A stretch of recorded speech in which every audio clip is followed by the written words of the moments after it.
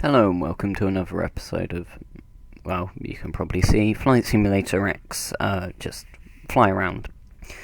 Today I am currently in a Avro Vulcan.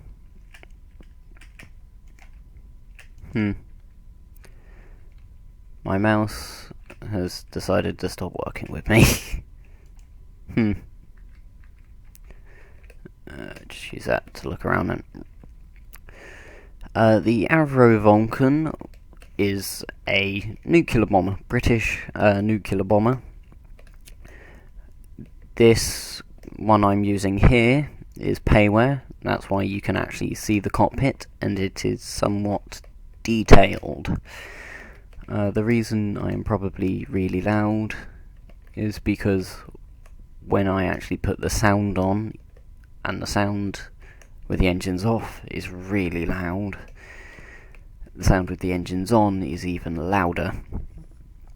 Right, let's go into the facts, since I have the book with me and it tells me the engines and the top speed, the crew and the armament, which of course this is the Avro Vulcan as depicted, so we don't have the same problem as the Cranberry. The Avro Vulcan B2 is, or has, 22,000 pounds of thrust from 4 BS Olympus 301 turbojets. Although I do know some had a different engine in them, made by Avro. Not Avro, Rolls-Royce. She has a top speed of 640 miles per hour, which is, which is 1,029 kilometers per hour. She has a crew of 5, which would have been the pilot, navigator, co-pilot, and whoever else, probably bombardier, weapons guy. She would have been armed with either £1,000 worth of bombs, or times 21 454 kilogram bombs, nuclear bombs, or 1 blue steel missile. I'm going to have to Google what that is, but I'm pretty sure it would kill you, because if not, why would you strap it to one of these? The book's closed. We can actually get flying. Got to stick it down nice and hard so it doesn't move around. Right, well, at least the rudder's there. As you can see, it's a flying wing, and it's currently in the colours of the Falklands War. Right, let's turn the sound on. Be prepared for very, very loud noises. I'm trying to adjust the headset so that you can still hear me. Right. There we go. And now you should no longer be able to hear me. Now I've stuck it pretty much in my mouth, so I am now the loudest thing. Let's start up the engines. Right. Control E. And now we just watch and wait.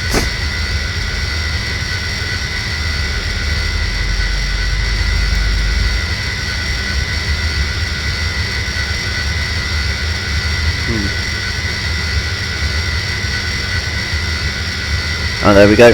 Engine 1.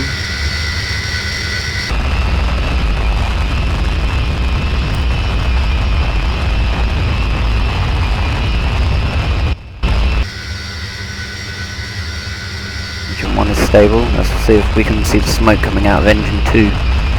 It should be that one. There we go. Engine 2.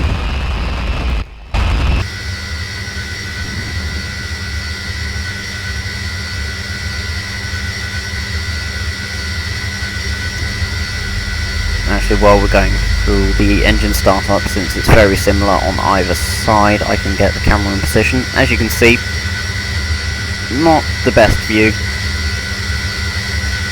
since you have all these struts in the way. This has really interesting air brakes, which I kind of like, where they sort of come out as fence posts, but they also look like those little Lego pieces you can get to be able to fly even normally. You have to have those out. Also, no flaps. It's just air brakes to slow down. And I believe all 4 engines are now properly running. Pop those in. Right, as soon as I take off, I have to throttle right back, because otherwise, if this thing goes too fast, it falls out the air. Or would actually break up if this was like real life, but I've made it so aircraft stress is off. Let's throttle up.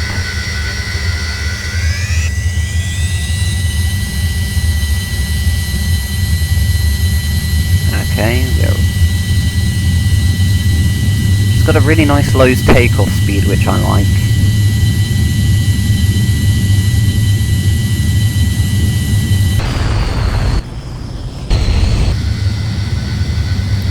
Pull back.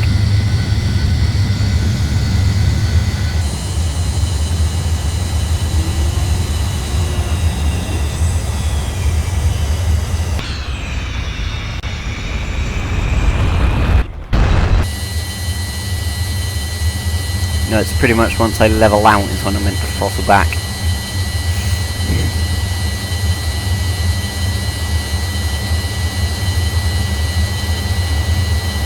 This is probably the most difficult plane I've ever flown.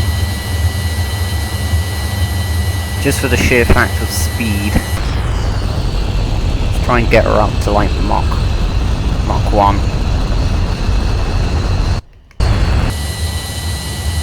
And I have quite an altitude to go to. Cockpit, roughly to the same quality as the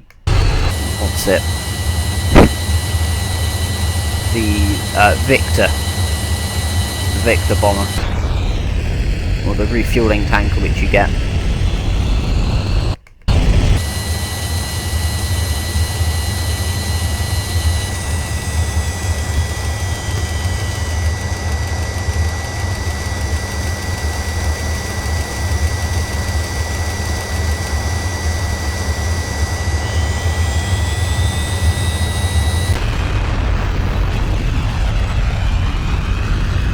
Part of me loves this plane just from its design and the way it looks.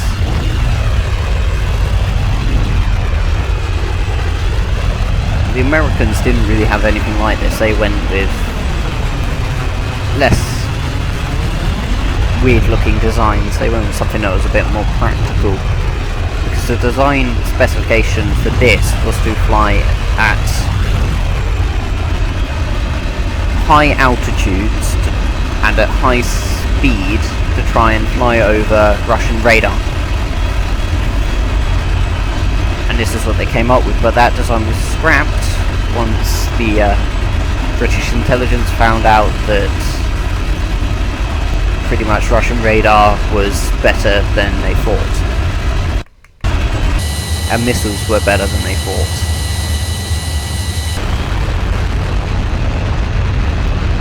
So what they did was for low, fast attacks to try and fly in under the radar. This worked a bit better.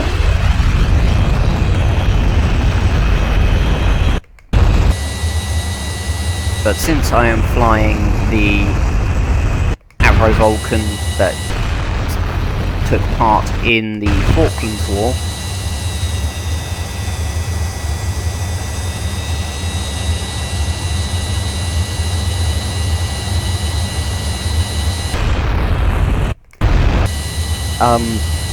the method of attack used for this was it's a rather interesting story actually, the story of this Avro Vulcan. And it starts on this island, I can't remember the name of it, in the middle of the Atlantic, or Southern Atlantic, sort of around the Falkland Islands. The Island of Ascension, that's what it was called, where they took 2 Avro Vulcans and quite a few Victor pages, or Victors, and what they had was, because the Avro Vulcan had a limited range, they would have to refuel it in flight, and to be able to get it to the Falklands they had to refuel it multiple times, so you had Victors refueling Victors, refueling the Vulcan.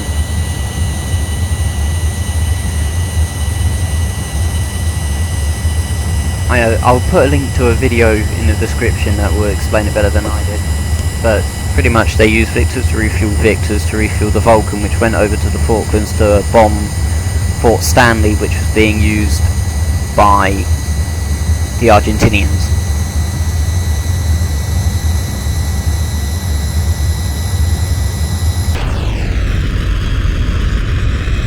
I think I'm now at the altitude where I can just go flat now. Trying to stable it out a bit.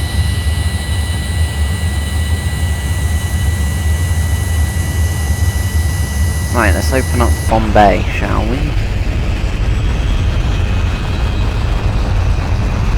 Right, Shift W. Control W, there we go. Oh, look at that Bombay. Quite a large Bombay, that is. Control W.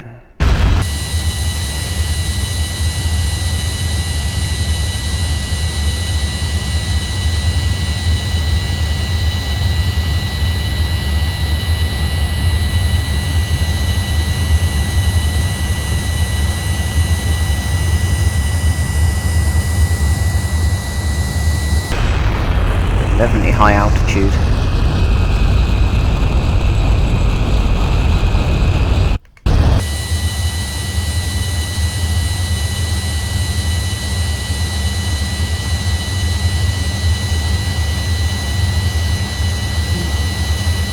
I'm just going to enjoy the flight now.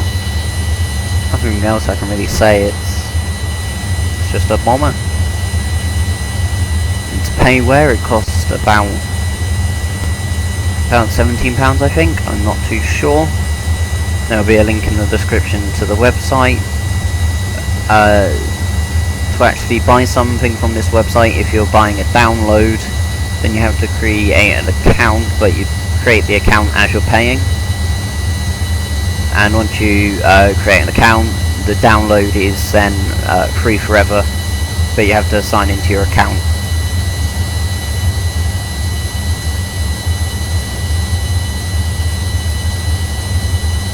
Oh yeah, I should go through the shifts.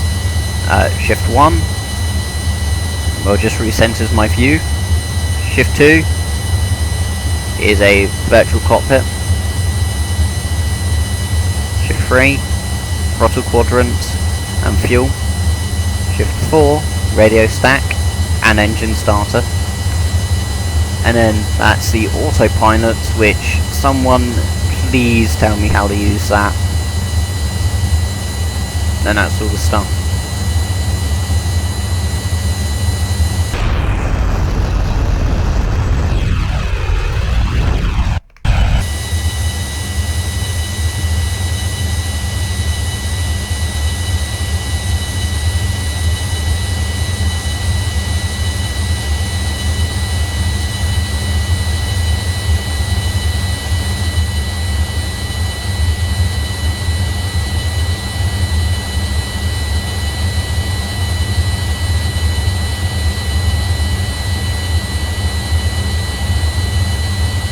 I'm now at Mach 0.8.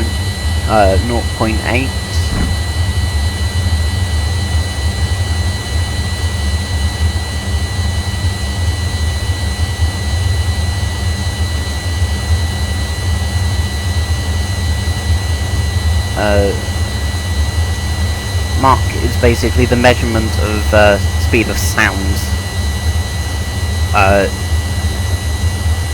Just for comparison, Mach 1 is 1 times the speed of sound, which is equivalent to 340 meters per second,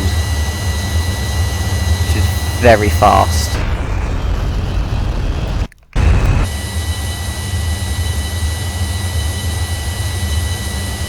We're about to hit Mach 1. Mach. Okay, Mach 1, we are going the speed of sound.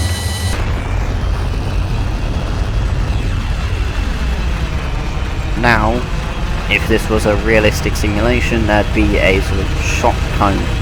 Also, I'd be breaking international laws of aviation because I am breaking the sound barrier over land. I think it's environmental laws. Yeah, I'm breaking environmental laws.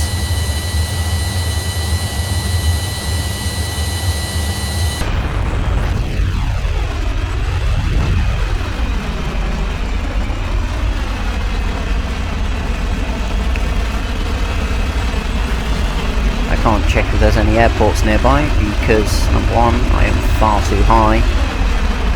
And number 2, I don't have a GPS. Although that is the seaside. I'm going to slow down.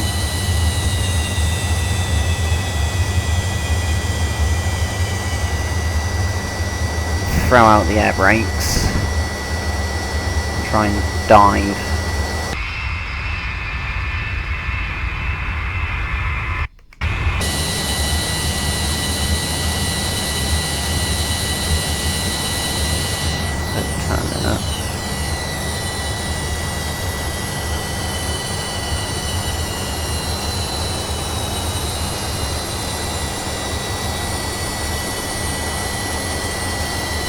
The runway's far too short, as there's a runway right below me, or sort of in front there. No way I can stop on that.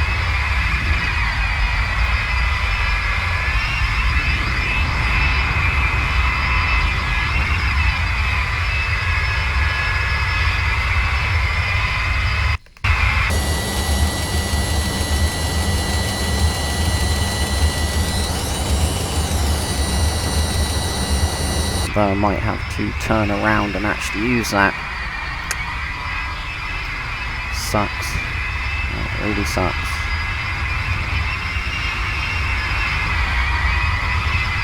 Especially since I can no longer find it.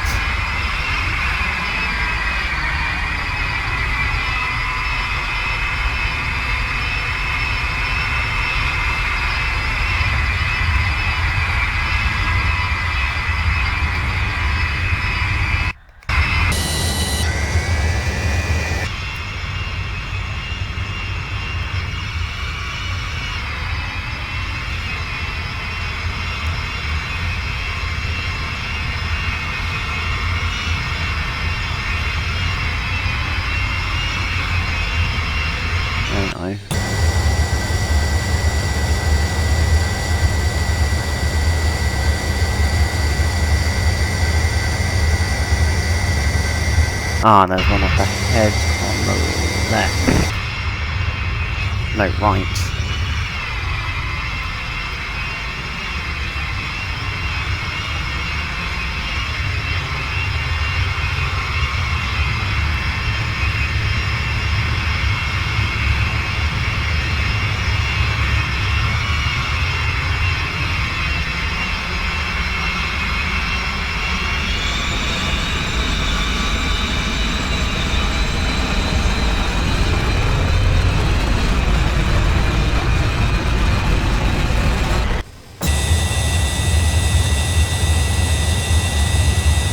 No, it's behind me.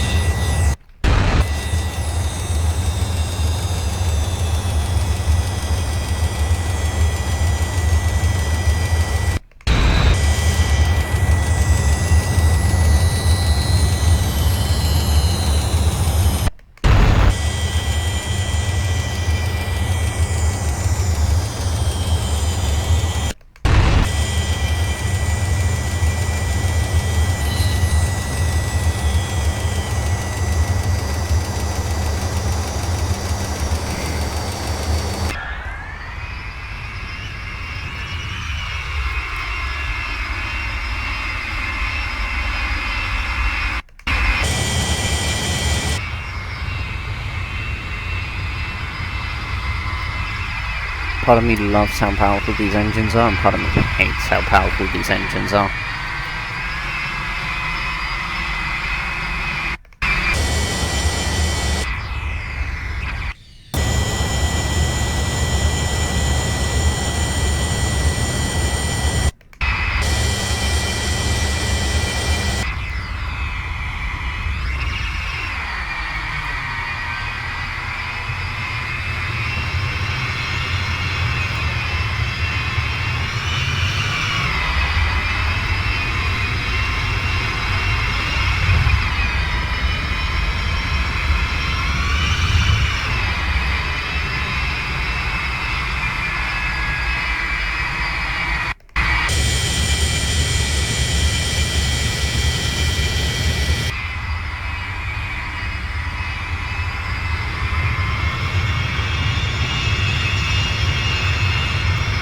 I'm stalling.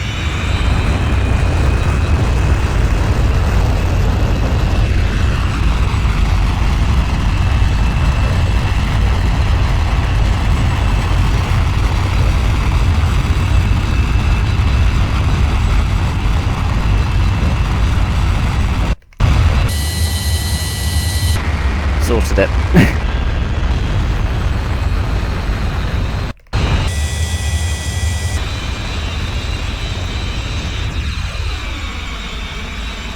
Oh, I am going to gain a little bit of altitude.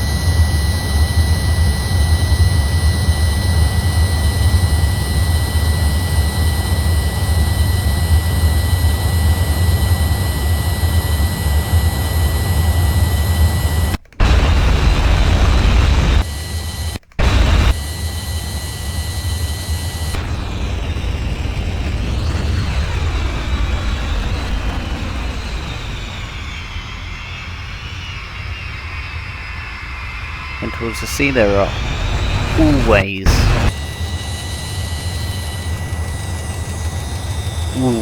will be an airport near the sea.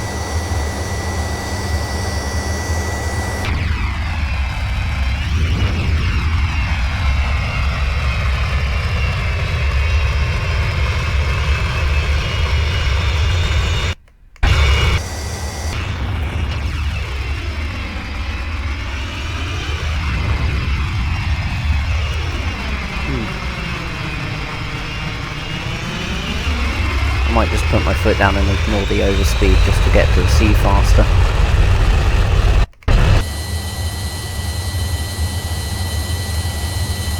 There's the overspeed. Oh yeah, I've just remembered, if I do overspeed, there's a chance I could come plummeting down.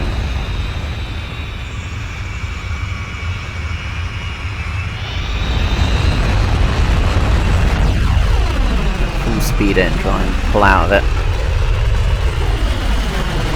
Then pull up, so I have time to pull out of it if I do start doing it.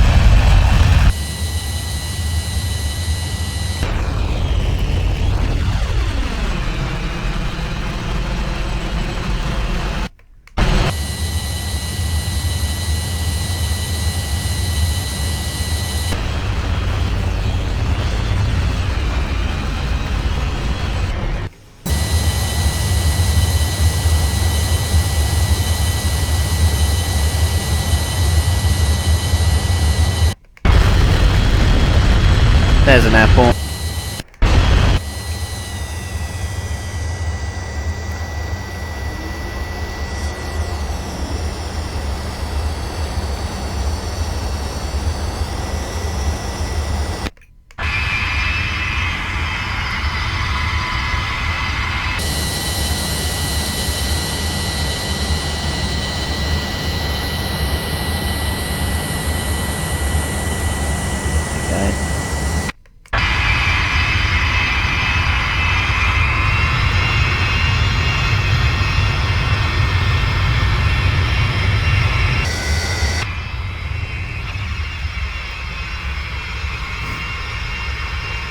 Once I get over the sea, I want to start lining myself up with that.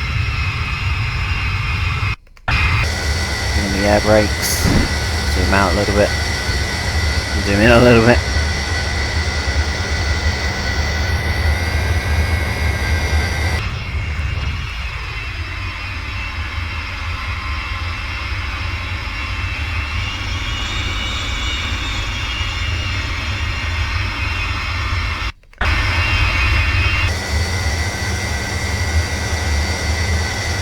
I've got the air brakes set for landing.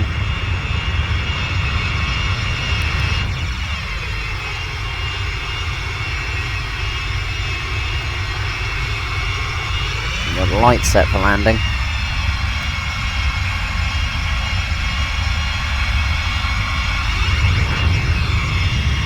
If I remember, landing this thing is quite nice. It's actually got a nice landing, although view-wise, not so good.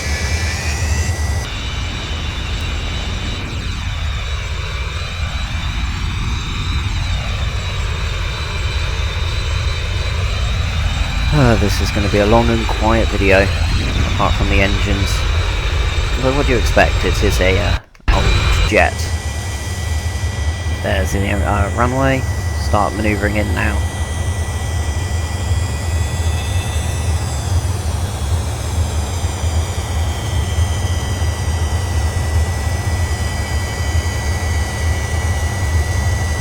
Get out of the way.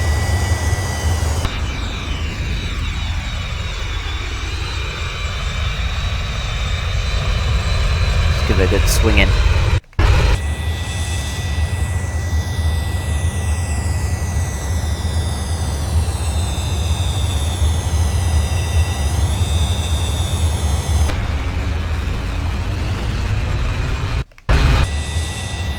There's the runway.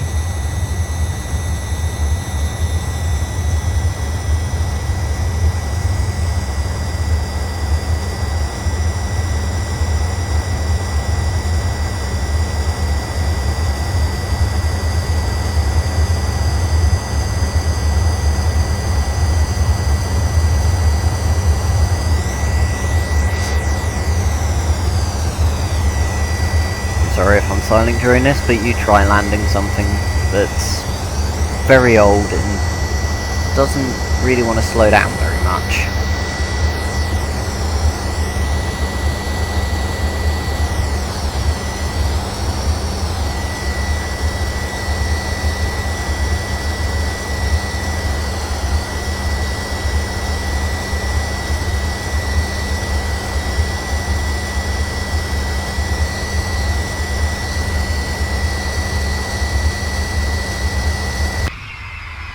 Here we go.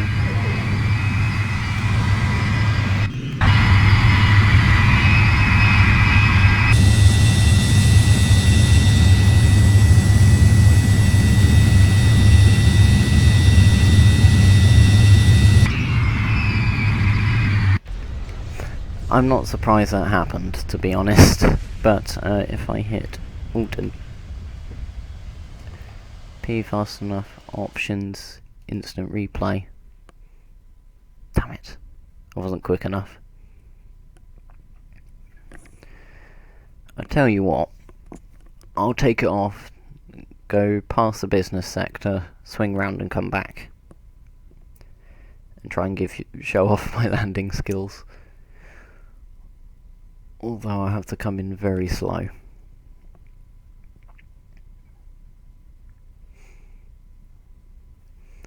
Especially since that runway is shorter than the one I just tried to land on.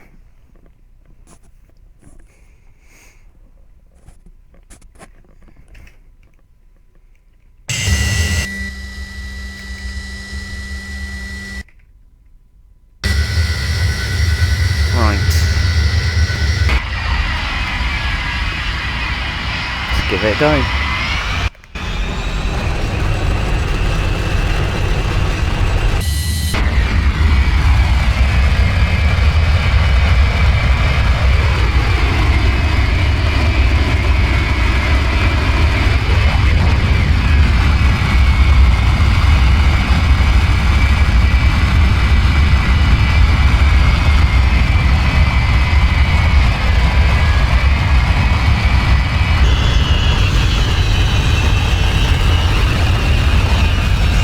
There's the business sector.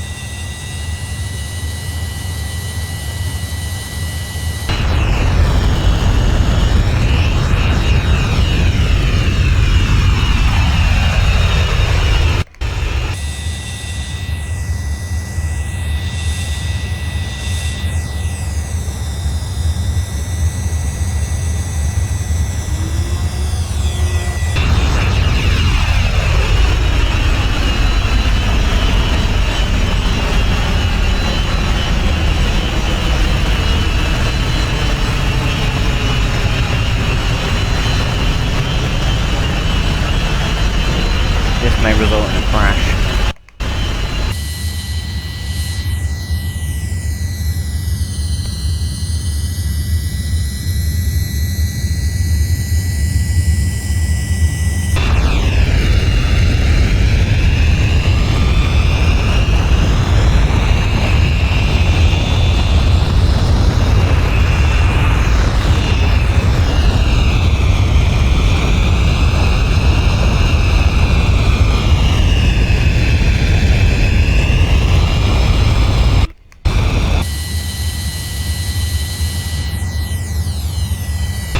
Try London Heathrow.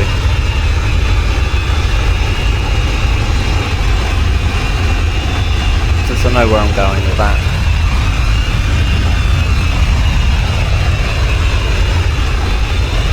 Also means I can try and work off this stall that was trying to be induced.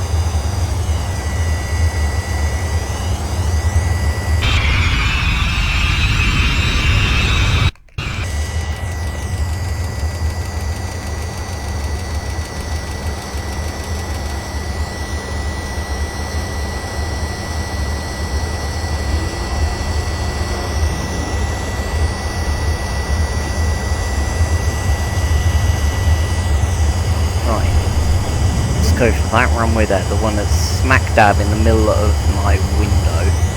The one with the window wiper on.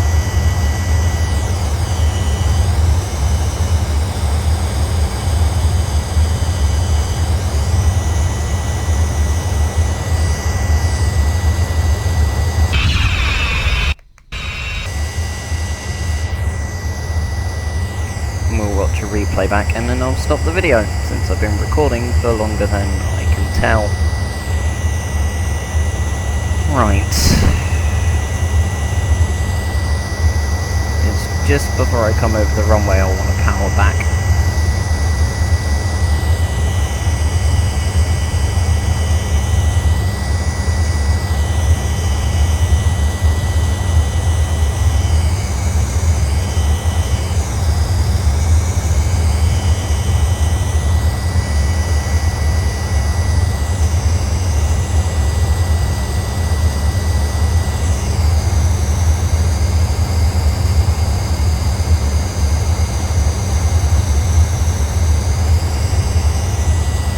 Down.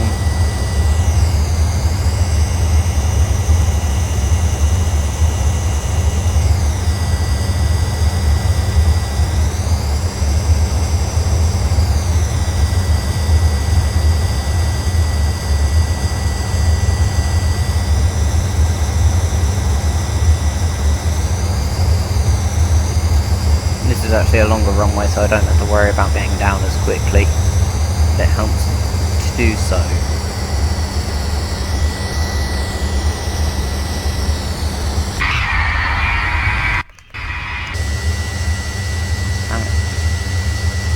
Okay, don't get out of this view, because otherwise I fuck up. Oh well, screw it. It's that camera view that screwed me over. I guess goodbye.